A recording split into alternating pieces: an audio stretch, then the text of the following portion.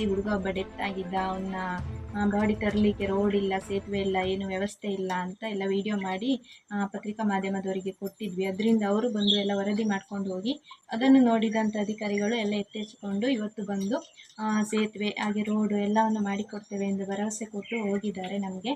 ಅದರಿಂದ ಪತ್ರಿಕಾ ಮಾಧ್ಯಮದವರಿಗೆ ಕೊನೆಗೋಡು ಗ್ರಾಮಸ್ಥರಿಂದ ಧನ್ಯವಾದಗಳನ್ನು ಹೇಳುತ್ತೇವೆ.